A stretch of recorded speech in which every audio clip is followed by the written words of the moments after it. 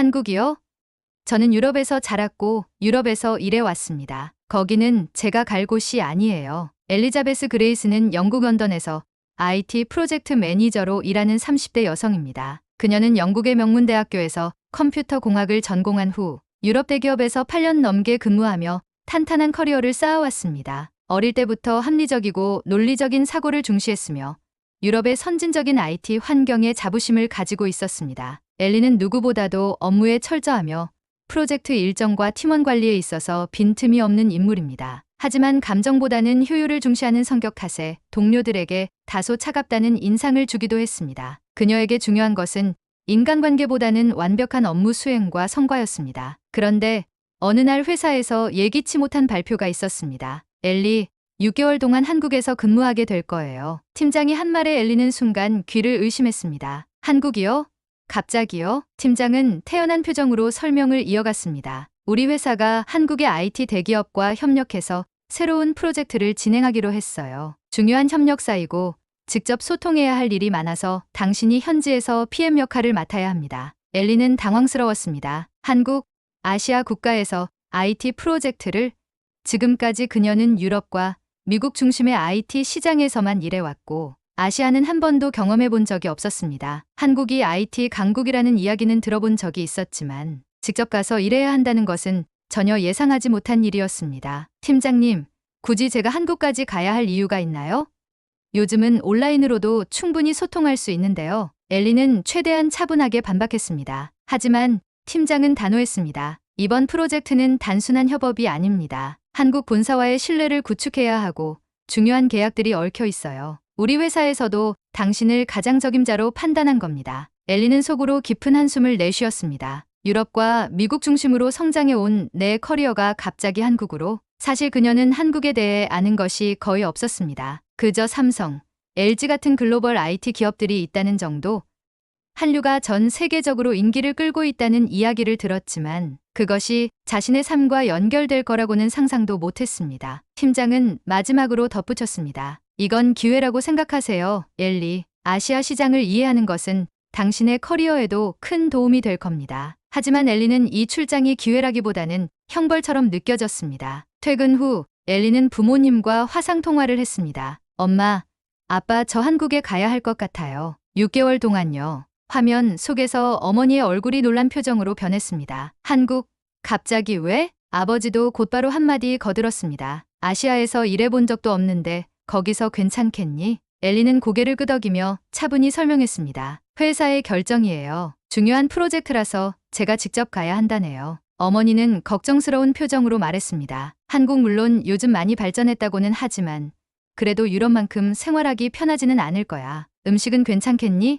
언어도 다 다르고 치안도 좀 걱정되고. 엘리는 부모님의 반응이 놀랍지 않았습니다. 유럽 사람들에게 아시아는 아직도 낯선 세계처럼 느껴지는 곳이었습니다. 친구들도 비슷한 반응을 보였습니다. 한국과 너 진짜 6개월 동안 잘 버틸 수 있겠어? 일은 그렇다 쳐도 문화 차이도 클 텐데. 외국인한테 친절한 나라야? 영국이랑 비교하면 인터넷 같은 건 빠를지 몰라도 아직 유럽만큼 선진화된 곳은 아니잖아. 엘리는 친구들의 말을 들으며 묘한 기분이 들었습니다. 한국이 IT 강국이라는 말을 들은 적은 있지만 실제로 얼마나 발전했는지 깊이 생각해 본 적이 없었습니다. 그녀는 6개월만 버티고 돌아오자 라고 스스로 다짐했습니다. 출국 당일 엘리는 무거운 마음으로 히스로 공항에 도착했습니다. 비행기에 오르며 창밖을 바라보았습니다. 런던의 익숙한 풍경이 점점 멀어지고 있었습니다. 6개월만 견디고 돌아가면 돼. 한국이 얼마나 발전했든 내게 중요한 건 영국에서의 커리어야. 하지만 그녀는 몰랐습니다. 그 6개월이 자신의 인생을 완전히 바꿔놓을 거라는 것을. 비행기가 인천국제공항 활주로에 부드럽게 착륙했습니다. 엘리는 긴 비행 시간 때문에 지쳐 있었지만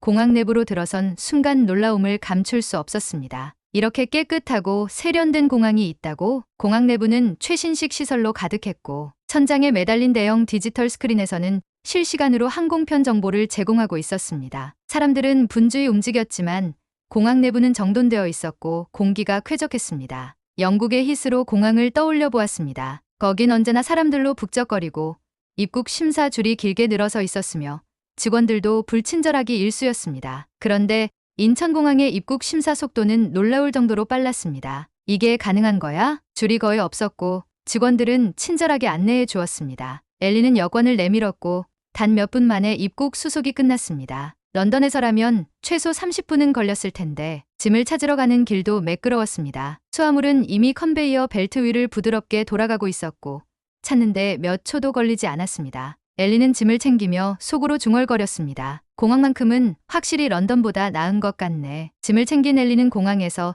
서울 시내로 이동하기 위해 택시를 타기로 결정했습니다. 사실 런던에서 택시를 타는 것은 매우 불편한 일이었습니다. 런던 택시의 현실은 이랬습니다. 기본 요금이 비싸며 장거리 이동 시 요금이 너무 많이 나옴. 기사들이 불친절하고 일부는 카드 결제를 거부함. 차 내부가 낡고 오래된 차량이 많음. 반면에 한국 택시의 현실에 충격받았습니다. 차량이 현대의 최신 전기차로 내부가 매우 깨끗함. 기본 요금이 런던보다 훨씬 저렴함. 기사가 안녕하세요 라며 반갑게 맞이해줌. 한국어를 못하는 엘리를 위해 번역 앱을 켜서 소통하려고 노력함. 엘리는 깜짝 놀랐습니다. 택시에서 이렇게 친절한 서비스는 처음이야. 게다가 택시는 고속도로를 달리면서도 매우 정숙했습니다. 창밖을 보니 도로도 깨끗했고 차들이 질서정연하게 움직이고 있었습니다. 런던에서는 흔한 도로 위 쓰레기와 소음, 거친 운전이 전혀 보이지 않았습니다. 택시는 서울의 한 고층 빌딩 앞에 도착했습니다. 엘리가 근무할 한국 IT 기업의 본사였습니다. 건물에 들어서자마자 얼굴 인식 출입 시스템이 자동으로 작동했습니다. 이거 영화에서 보던 건데 엘리는 깜짝 놀랐습니다. 유럽에서는 여전히 카드키를 사용해야 출입이 가능한 곳이 많았고 일부 회사는 아직도 종이에 방문 기록을 작성해야 했습니다. 그런데 한국에서는 얼굴 인식으로 출입이 가능했고 심지어 엘리의 정보가 이미 사전에 등록되어 있었습니다. 한국 동료들이 반갑게 맞이해 주었고 엘리는 곧바로 자신의 자리로 안내받았습니다. 그러나 또 한 번 놀랄 일이 기다리고 있었습니다. 초고속 인터넷 속도 노트북을 켜는 순간 1초 만에 사내 시스템에 접속됨. 스마트 회의실 터치스크린으로 모든 회의 자료를 공유하고 AI 음성 비서가 실시간으로 기록함. 업무 협업 툴의 자동화 모든 일정이 자동으로 정리되고 업무 진행 상태가 실시간 업데이트됨. 이건 내가 아는 IT 업계가 아니야. 이건 미래야. 엘리는 한국 IT 기업의 효율성에 감탄했습니다. 점심시간이 되자 동료들이 엘리를 데리고 사내 식당으로 향했습니다. 엘리는 사실 한국 음식에 대해 조금 걱정하고 있었습니다. 너무 매운 음식이 많을까? 입맛에 맞지 않을까? 그런데 식당에 들어선 순간 그녀의 걱정은 완전히 사라졌습니다. 이게 회사 구내식당이라고? 뷔페처럼 다양한 메뉴 한식, 양식, 채식 옵션까지 모두 준비됨. 깨끗한 식당 환경 테이블마다 소독제가 비치되어 있음. 직원 전용 카페 점심 식사 후 무료로 커피를 제공함. 엘리는 고소한 김치볶음밥과 바삭한 돈가스를 선택했습니다. 한 입 먹는 순간 그녀는 놀랐습니다. 맛있어. 그리고 이게 단돈 5,000원이라고? 런던에서는 햄버거 한 개만 사도 15파운드 약 25,000원 정도 했습니다. 그런데 한국에서는 이 정도 퀄리티의 음식이 단돈 5,000원. 그녀는 속으로 생각했습니다. 이 나라 뭔가 이상할 정도로 완벽한데? 한국에 온 지 단 3일 만에 엘리는 영국과는 전혀 다른 생활을 경험했습니다. 빠르고 편리한 대중교통, 친절한 사람들, 최고 수준의 IT 환경, 맛있는 음식과 저렴한 물가. 그녀는 점점 한국의 매력에 빠져들고 있었습니다. 하지만 아직 모든 것이 완벽하지는 않았습니다. 그녀는 조만간 한국에서 뜻밖의 사건을 겪게 됩니다. 한국에서의 생활이 점점 익숙해지면서 엘리는 이제 한국을 꽤 잘 이해하고 있다고 생각했습니다. 회사에서의 업무도 순조롭게 진행되고 있었고 한국의 빠른 시스템과 친절한 사람들에게 감탄하는 날들이 이어졌습니다. 그러나 그런 그녀에게 갑작스러운 위기가 찾아왔습니다. 어느 날 저녁 엘리는 퇴근 후 집으로 돌아가는 길에 인도를 걷다가 발을 헛디뎌 넘어지고 말았습니다. 아야, 순간적으로 팔을 뻗었지만 넘어지는 충격을 완전히 막을 수는 없었습니다. 더 큰 문제는 그녀의 안경이었습니다. 안경이 바닥에 떨어지면서 심하게 휘어졌고 렌즈 한쪽이 깨져 있었습니다. 자리에서 일어나 안경을 집어들었지만 한쪽 렌즈는 완전히 박살 나 있었습니다. 그나마 다행인 것은 얼굴에 심한 부상을 입지는 않았다는 점이었습니다. 그러나 깨진 렌즈 조각이 눈가를 스쳐서 작은 상처가 생겼고 따끔한 통증이 느껴졌습니다. 이럴 수가 밤인데 안경점이 열려 있을 리 없잖아. 그녀는 심각한 불편함을 느끼며 일단 상처부터 치료해야겠다고 생각했습니다. 엘리는 스마트폰을 꺼내 근처 약국을 검색했습니다. 런던이었다면 이런 시간이면 모든 약국이 문을 닫았을 것이었습니다. 그런데 검색 결과를 보니 24시간 운영하는 약국이 있었습니다. 24시간 약국? 설마 진짜로? 반신반의하며 지도를 따라 이동하니 환하게 불이 켜진 약국이 보였습니다. 그녀는 문을 열고 안으로 들어갔습니다. 어서 오세요. 약사는 친절한 미소로 엘리를 맞이했습니다. 혹시 영어 가능하세요? 그녀가 조심스럽게 묻자 약사는 자연스럽게 대답했습니다. 네. 어느 정도는 가능합니다. 무엇을 도와드릴까요? 엘리는 자신이 넘어지면서 안경이 깨졌고 그 때문에 눈가에 작은 상처가 생겼다고 설명했습니다. 약사는 침착하게 상처를 살펴본 뒤 소독약과 연고, 그리고 작은 밴드를 준비했습니다. 상처가 크진 않지만 혹시 모르니 소독 후 이 연고를 발라주세요. 눈에 들어가면 안 되니 조심하시고요. 엘리는 약사의 세심한 설명과 배려에 다시 한번 감탄했습니다. 그리고 계산을 하려는데 가격을 보고 또 한 번 놀랐습니다. 이 모든 게 5,000원도 안 된다고? 런던에서는 같은 약을 사려면 최소 3만 원이 들었고 약국이 닫혀 있으면 응급실을 가야 했습니다. 그러나 한국에서는 이렇게 늦은 시간에도 쉽게 약을 구할 수 있었고 가격도 훨씬 저렴했습니다. 한국에서 이런 일이 가능하다니. 약사는 마지막으로 혹시 더 필요한 건 없으신가요? 라고 물었고 엘리는 고개를 저으며 정말 감사합니다. 라고 인사를 건넸습니다. 그녀는 깨달았습니다. 한국은 단순히 빠른 나라가 아니라 정말 실용적이고 효율적인 시스템을 갖춘 곳이구나. 다음 날 아침 엘리는 출근 전에 안경을 새로 맞추기로 했습니다. 문제는 한국에서 안경을 맞추는데 얼마나 걸릴지 알 수 없다는 점이었습니다. 런던에서는 안경을 맞추려면 검사를 예약하는데 며칠이 걸렸고 렌즈를 주문하면 최소 일주일 이상 기다려야 했으며 가격도 기본 30~40만 원은 들었습니다. 그녀는 스마트폰으로 회사 근처 안경점을 검색했고 가장 가까운 곳으로 향했습니다. 어서 오세요. 직원이 밝게 인사하며 맞이했습니다. 엘리는 영어가 가능한지 물었고 직원은 환한 미소로 답했습니다. 네. 기본적인 영어 상담은 가능합니다. 안경 맞추실 건가요? 그녀는 안경이 깨진 상황을 설명했고 직원은 바로 시력 검사를 진행하겠다고 했습니다. 놀랍게도 시력 검사는 예약 없이 바로 받을 수 있었습니다. 더욱 놀라운 점은 검사가 끝난 후 직원이 이렇게 말한 것이었습니다. 지금 렌즈 재고가 있어서 30분이면 맞춰 드릴 수 있습니다. 30분이요? 렌즈 주문은 안 해도 되는 건가요? 네. 한국에서는 대부분의 렌즈가 바로 준비되어 있어서 검사 후 바로 제작이 가능합니다. 엘리는 믿을 수 없다는 듯 다시 물었습니다. 그러면 가격은 어느 정도인가요? 직원은 태블릿을 꺼내 보여주며 말했습니다. 기본 렌즈 포함해서 10만 원 정도면 가능합니다. 10만 원?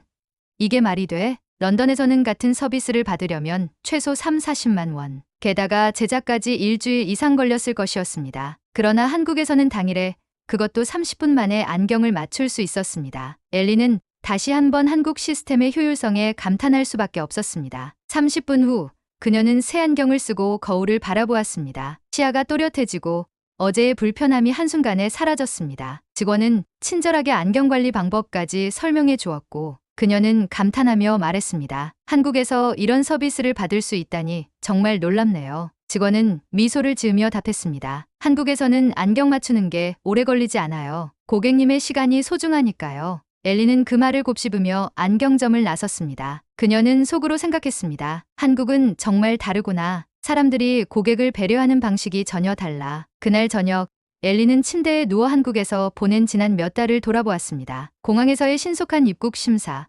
친절한 택시 기사님의 세심한 배려, 세계 최고 수준의 IT 시스템과 회사 문화, 늦은 밤에도 운영되는 24시간 약국, 30분 만에 새 안경을 맞출 수 있는 편리한 서비스. 그녀는 이제 더 이상 한국을 낯선 나라라고 생각하지 않았습니다. 어쩌면 이곳이 자신의 미래일지도 모른다는 생각이 들기 시작했습니다. 어느덧 한국에서의 6개월 근무를 마친 엘리는 드디어 영국으로 돌아가게 되었습니다. 비행기에서 런던을 향해 가는 동안 그녀는 복잡한 감정을 느꼈습니다. 이제 다시 원래대로 돌아가는 거야. 익숙한 런던, 내 고향으로. 그녀는 여전히 한국에서의 경험을 소중하게 간직하고 있었지만 결국 자신의 고향은 영국이었고 한국에서의 생활은 일종의 특별한 경험이라고 생각하려 했습니다. 히스로 공항에 도착했을 때 익숙한 런던의 공기가 느껴졌습니다. 그러나 그녀는 금세 예상하지 못했던 불편함을 마주하게 되었습니다. 첫 출근 날 엘리는 오랜만에 런던 시내로 향했습니다. 그러나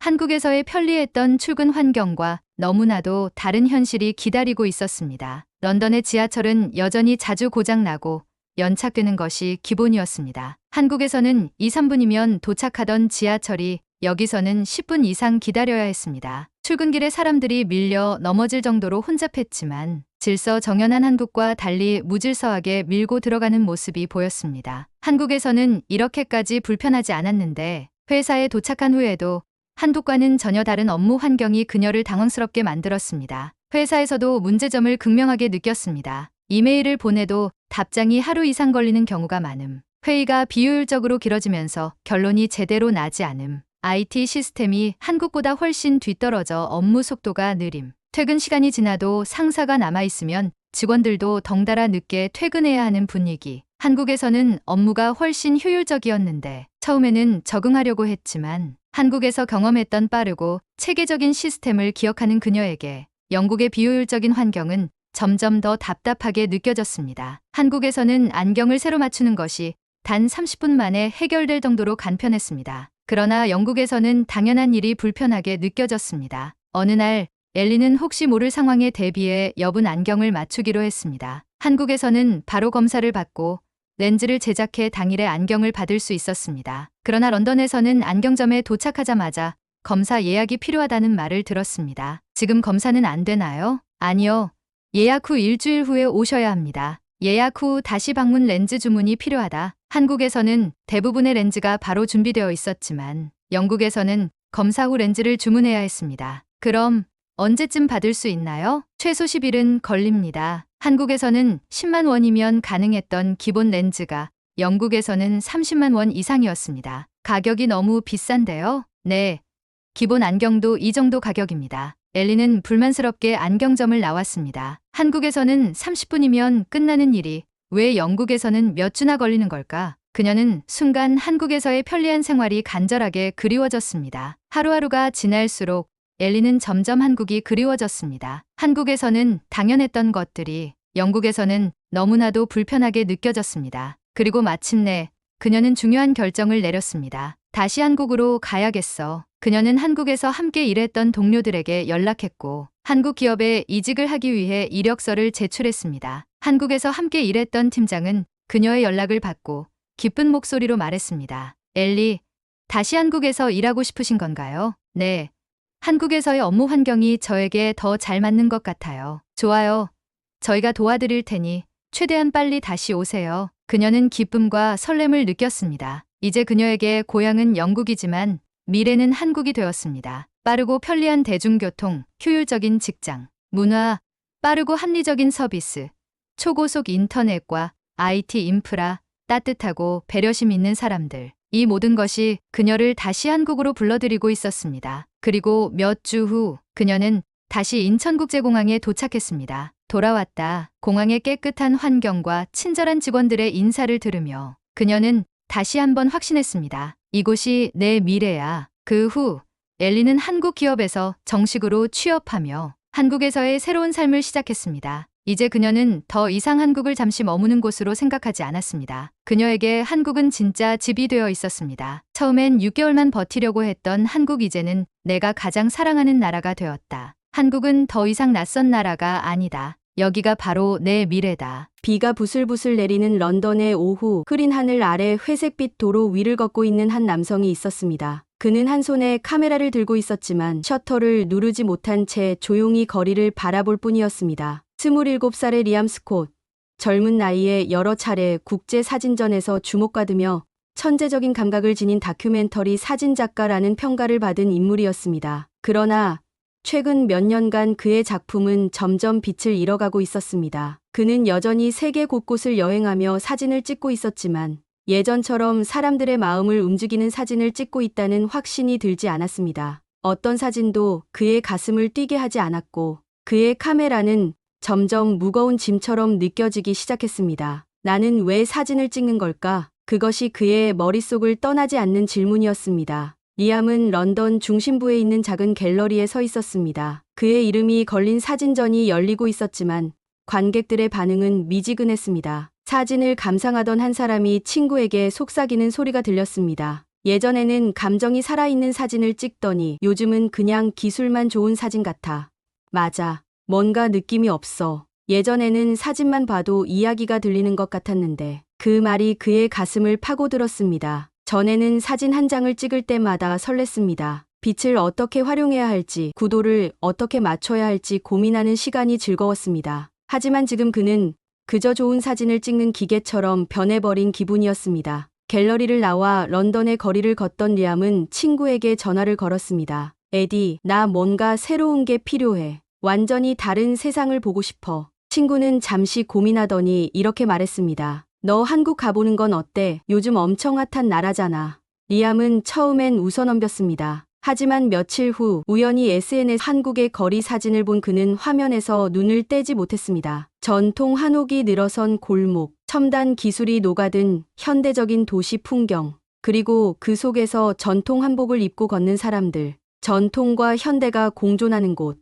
그곳이라면 자신이 잃어버린 무언가를 찾을 수 있을지도 모른다는 생각이 들었습니다. 그는 고민 끝에 비행기 티켓을 예매했습니다. 목적지 대한민국, 서울. 며칠 후 리암은 인천공항에 도착했습니다. 공항 내부는 현대적이었고 사람들은 바쁘게 움직이고 있었습니다. 그러나 창밖으로 보이는 한국의 풍경은 그가 상상했던 것보다 훨씬 더 다채로웠습니다. 그는 서울의 거리를 걸으며 카메라를 들었습니다. 사람들이 가득한 명동거리, 고층 빌딩이 늘어선 강남, 그리고 고즈넉한 분위기의 북촌 한옥마을. 이질적인 것들이 한데 어우러져 묘한 조화를 이루고 있었습니다. 이곳이라면 뭔가 새로운 시선을 찾을 수 있을지도 몰라. 하지만 문제는 그가 기대했던 것처럼 쉽게 영감을 얻을 수 없었다는 것이었습니다. 사진을 찍으면 찍을수록 그는 점점 더 깊은 고민에 빠졌습니다. 단순히 아름다운 풍경을 찍는 것이 무슨 의미가 있을까? 이 도시를, 이 문화를 진정으로 이해하지 못한다면 내가 찍는 사진도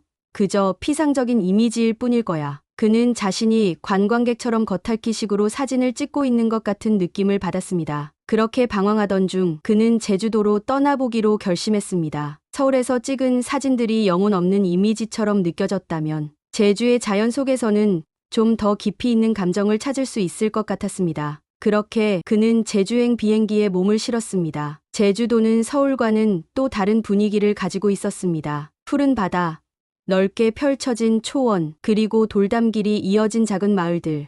리암은 카메라를 들고 해안도로를 따라 걸으며 풍경을 찍고 있었습니다. 그런데 멀리 절벽 위에서 바람에 휘날리는 붉은색 한복이 보였습니다. 그 한복을 입은 여성은 마치 시간을 거슬러 온 듯한 모습이었습니다. 그녀는 바람 속에서 조용히 서 있다가 천천히 몸을 돌려 리암을 바라보았습니다. 찍어도 돼요. 하지만 허락은 받고 찍어야죠. 리암은 순간 당황했지만 이내 미소를 지으며 고개를 끄덕였습니다. 그녀는 다가와 자신을 소개했습니다. 윤세아예요. 한복 디자이너죠. 리암은 그녀의 한복을 자세히 보았습니다. 전통적인 형태를 유지하면서도 현대적인 감각이 더해진 독특한 디자인이었습니다. 그는 본능적으로 카메라를 들며 말했습니다. 이 한복을 사진에 담고 싶어요. 하지만 세아는 미소를 지으며 되물었습니다. 당신은 한복을 이해하나요? 그 순간 리암은 말문이 막혔습니다. 그는 단순히 아름다운 이미지를 찍으려 했을 뿐 한복이 어떤 의미를 가지고 있는지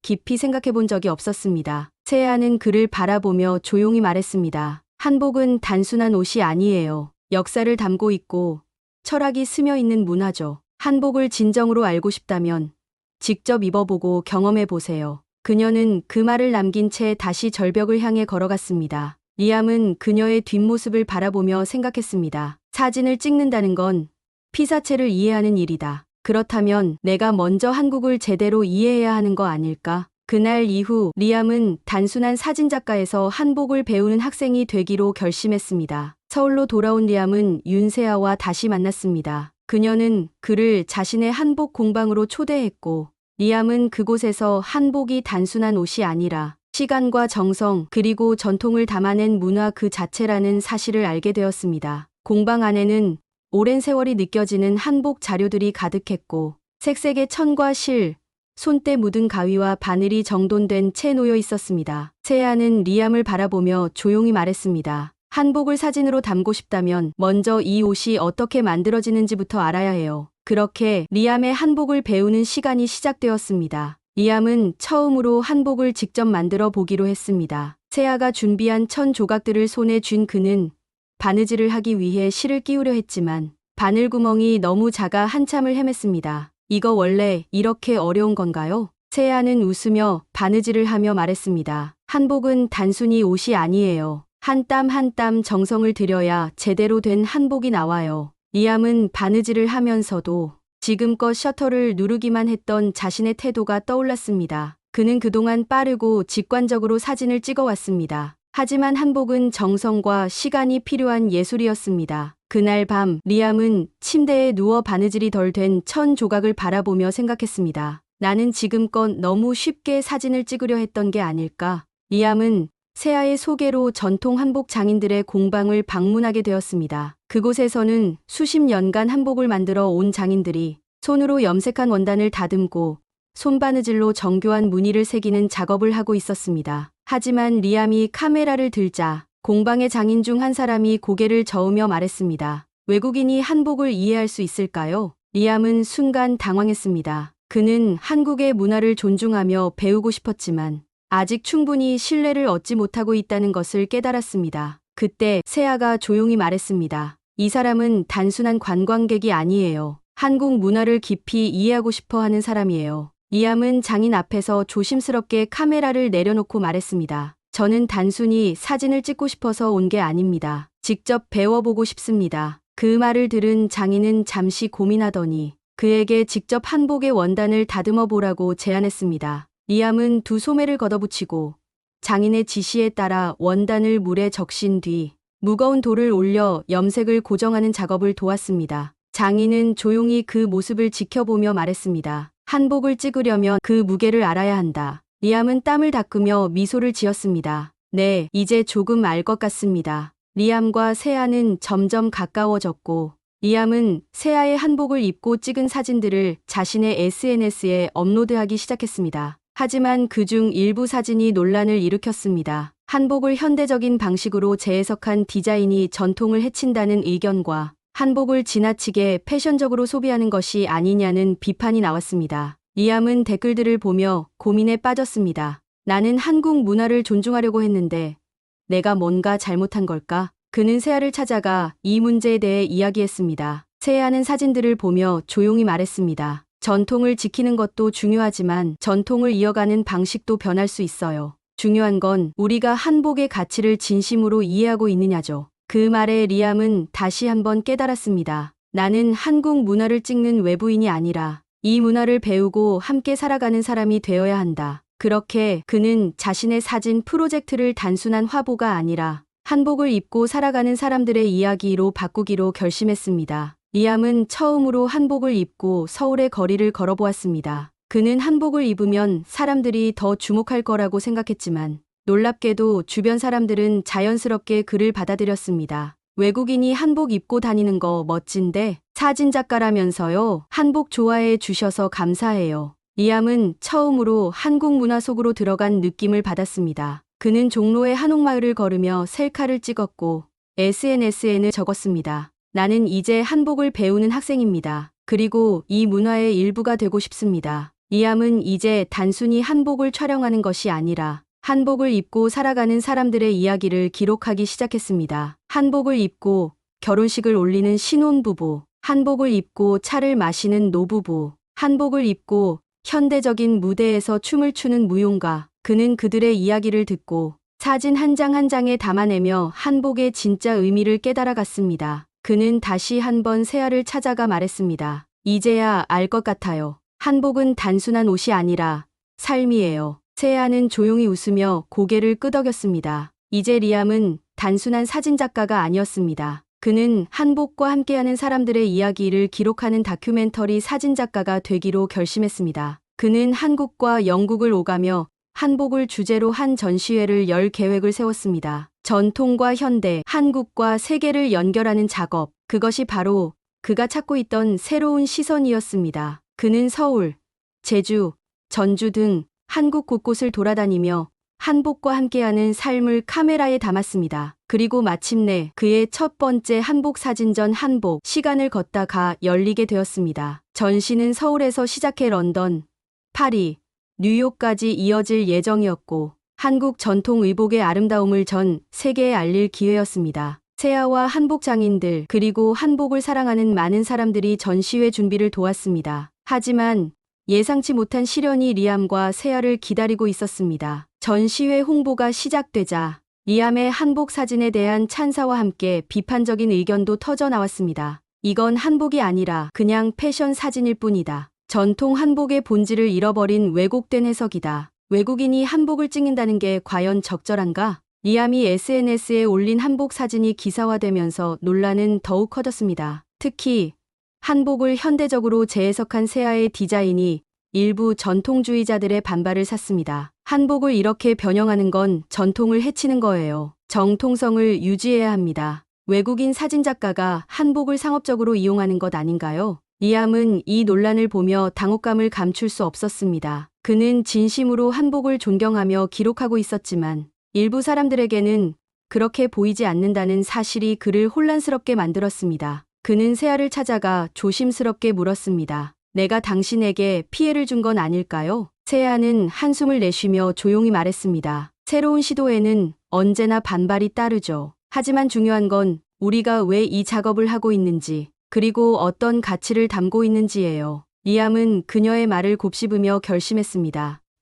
그래, 나는 한복의 본질을 왜곡하는 게 아니라 한복이 어떻게 현대와 조화를 이루는지 보여주고 싶을 뿐이야. 그는 더 이상 논란에 휘둘리지 않고 자신이 담고 싶은 한복의 이야기를 그대로 전달하기로 했습니다. 한국에서의 논란이 가라앉기도 전에 런던 갤러리 측에서 연락이 왔습니다. 리암, 미안하지만 한복 사진전을 연기해야 할 것 같아. 무슨 말이에요? 이미 준비가 다 끝났는데요. 스폰서들이 빠졌어. 예상보다 한복 사진전에 대한 관심이 적다는 게 이유야. 리암은 충격을 받았습니다. 그는 한국에서조차 논란을 겪었는데 이제는 자신의 고향에서도 한복 사진전이 외면받고 있다는 현실을 마주해야 했습니다. 그는 갤러리 담당자에게 물었습니다. 왜 사람들이 관심을 두지 않는 거죠? 솔직히 말하면 아직도 많은 사람들에게 한복은 낯선 문화야. 전통 의상 전시회라면 클래식한 유럽 드레스나 기모노 같은 게 더 친숙하니까. 리암은 이를 악물었습니다.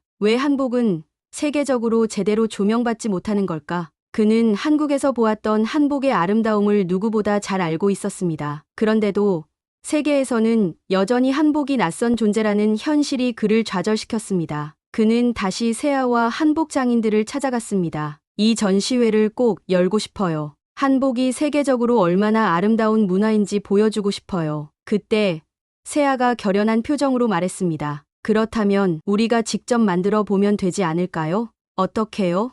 갤러리에 의존하지 않고 직접 한복을 입고 런던 거리에서 사진을 찍어요. 우리가 먼저 한복을 알리면 사람들이 관심을 가지게 될 거예요. 리암은 그 말을 듣고 눈을 빛냈습니다. 좋아요. 직접 한복을 입고 런던에서 작은 전시회를 열어요. 리암과 세아는 런던으로 향했습니다. 그리고 계획했던 대로 그들은 런던 시내에서 한복을 입고 퍼포먼스를 시작했습니다. 세아와 모델들이 런던의 랜드마크 앞에서 한복을 입고 자유롭게 움직이는 모습. 리암이 그것을 사진으로 담으며 사람들에게 한복의 아름다움을 직접 보여주는 장면. 처음에는 사람들이 신기하다는 듯 바라봤습니다. 그러나 시간이 지나면서 점점 더 많은 이들이 관심을 가지기 시작했습니다. 한복을 입은 세아와 모델들에게 다가와 질문하는 사람들. 이 옷 너무 아름다워요. 어디서 볼 수 있나요? 리암은 미소를 지으며 대답했습니다. 우리가 준비한 전시회에서 더 많은 한복을 만나볼 수 있어요. 이 퍼포먼스는 SNS에서 되었습니다. 런던에 한복이 등장했다. 한국 전통 의상의 현대적 재해석. 놀랍다. 한복을 이렇게 직접 볼 줄이야. 전시회가 기대된다. 결국 런던 전시회에 대한 관심이 급격히 늘어나며 갤러리 측에서도 다시 연락이 왔습니다. 리암, 전시회를 예정대로 진행합시다. 당신들의 퍼포먼스 덕분에 반응이 폭발적으로 좋아졌어요. 리암과 세아는 환하게 웃었습니다. 그들은 자신들의 방식으로 한복을 세계에 알릴 방법을 찾은 것이었습니다. 전시회 개막을 하루 앞두고 리암은 전시된 사진들을 하나하나 점검했습니다. 그리고 마지막으로 그는 사진 한 장을 추가하기로 했습니다. 그 사진은 한복을 입고 런던 거리를 걸었던 자신과 세아의 모습이었습니다. 그는 전시회장의 한쪽 벽에 그 사진을 걸며 중얼거렸습니다. 이제 한복을 입고 걷는 것이 한국에서뿐만 아니라 전 세계 어디에서든 자연스러운 일이 되었으면 좋겠어. 그렇게 그는 한복을 기록하는 사진작가에서 한복을 알리는 사람이 되었습니다. 전시회 개막 10분 전 갤러리 내부는 고요했고 리암은 긴장된 표정으로 텅 빈 전시장을 바라보고 있었습니다. 그는 벽에 걸린 사진들을 하나하나 살펴보았습니다. 전통 홀레복을 입고 행복하게 웃는 신혼부부, 정갈한 한복 차림으로 다도를 즐기는 노부부, 현대적인 건물 앞에서 한복을 입고 춤추는 무용가. 그가 찍은 사진 속 사람들은 살아 숨쉬고 있었지만 이제 중요한 것은 이 사진들을 보러 사람들이 오느냐는 것이었습니다. 과연 사람들이 올까? 런던의 패션 전시회라면 사람들로 가득 찼겠지만 한복을 주제로 한 사진전이 과연 이곳에서 주목을 받을 수 있을지 확신이 서지 않았습니다. 혹시 아무도 오지 않으면 어떡하지? 그때 갤러리 문이 열렸습니다. 처음에는 한두 명이 들어왔고 점점 더 많은 사람들이 전시장 안으로 걸어 들어왔습니다. 리암은 숨을 내쉬었습니다. 한 영국인 여성이 사진을 보며 감탄했습니다. 이 옷 정말 우아하고 아름다워요. 한복이라고 했죠? 옆에 있던 친구가 고개를 끄덕이며 말했습니다. 응, 한국 전통 의상이래. 그런데 사진을 보니까 전통적인 한복뿐만 아니라 현대적인 스타일도 있네. 한복에 대한 설명을 읽던 또 다른 관람객이 중얼거렸습니다. 한국의 전통과 현대가 이렇게 조화를 이룰 수 있다니 놀랍군.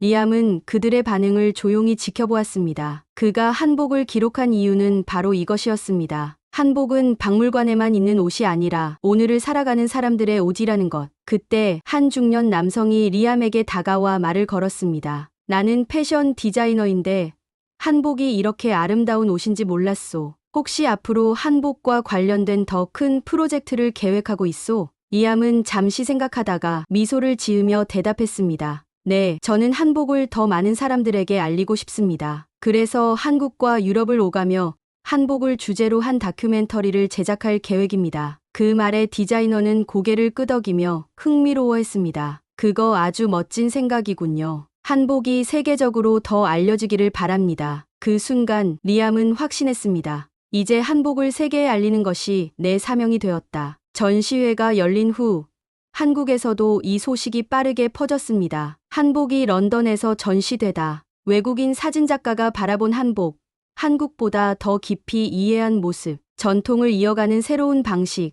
세계로 나아가는 한복. 한국에서도 전시회에 대한 관심이 높아졌고 이전에는 리암을 비판했던 일부 전통주의자들도 그를 다시 보기 시작했습니다. 한 장인이 전시된 사진을 보며 중얼거렸습니다. 처음엔 이방인이 한복을 찍는다는 게 못마땅했지만 저 사람은 정말로 한복을 사랑하고 있군. 젊은 세대들 사이에서도 전시회에 대한 반응이 뜨거웠습니다. 우리가 먼저 한복을 세계에 알렸어야 했는데 외국인 사진작가가 먼저 해냈네. 한복이 이렇게 아름다운 문화라는 걸 다시금 깨닫게 됐어. 리암은 한국과 유럽을 잇는 한복 문화의 다리가 되어가고 있었습니다. 전시회가 성공적으로 끝난 후 리암은 세아와 함께 템스 강변을 걸으며 이야기를 나누었습니다. 세아는 조용히 미소 지으며 말했습니다. 우리 해냈어요. 리암은 하늘을 올려다보며 웃었습니다. 그래요.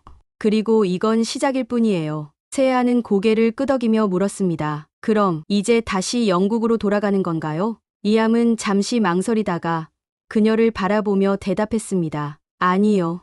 난 한국으로 돌아갈 거예요. 그리고 한복을 더 깊이 배우고 세계에 알리는 작업을 계속하고 싶어요. 그 말을 들은 세아는 놀란 듯 리암을 바라보았습니다. 정말요? 리암은 단호하게 고개를 끄덕였습니다. 난 이제 한복을 단순히 찍는 사람이 아니라 이 문화를 지키고 이어가는 사람이고 싶어요. 세아는 조용히 웃으며 손을 내밀었습니다. 그럼 앞으로도 함께해요. 리암은 그녀의 손을 잡으며 미소를 지었습니다. 그 후 리암은 다시 한국으로 돌아왔습니다. 그는 단순한 사진작가가 아니라 한복을 기록하는 다큐멘터리 감독이 되기로 결심했습니다. 그는 세아와 함께 한국 전역을 돌며 전통 한복을 만드는 장인들의 이야기, 한복을 입고 살아가는 현대인들의 모습, 한복이 세계적으로 확산되는 과정, 이 모든 것을 담아내기 시작했습니다. 그는 한국뿐만 아니라 유럽, 미국, 일본, 동남아시아 등 세계 곳곳에서 한복을 입고 살아가는 사람들을 찾아다녔습니다. 그리고 마침내 한복, 시간을 넘어 세계로 라는 다큐멘터리를 제작하게 되었습니다. 이 다큐멘터리는 세계 여러 나라에서 상영되었고 한복이 한국을 넘어 세계적인 문화로 자리 잡는 데 큰 기여를 하게 되었습니다. 몇 년 후 리암은 서울의 북촌 한옥마을을 한복을 입고 걸으며 카메라를 들어 올렸습니다. 그는 한복을 입고 자유롭게 웃으며 걸어가는 사람들을 찍었습니다. 그리고 스스로도 한복을 입고 있는 자신의 모습을 카메라에 담았습니다. 그는 조용히 속삭였습니다. 나는 더 이상 외부인이 아니다. 나는 한복을 입고 이 문화를 살아가는 사람이다. 그렇게 그는 사진작가에서 다큐멘터리 감독이 되었고 한복을 기록하는 사람이 되었습니다. 그리고 마침내 한복은 그의 삶이 되었습니다. 여러분 오늘 이야기 어떠셨나요? 마음에 드셨다면 좋아요와 구독 부탁드립니다. 여러분의 응원이 영상 제작에 큰 도움이 됩니다. 감사합니다.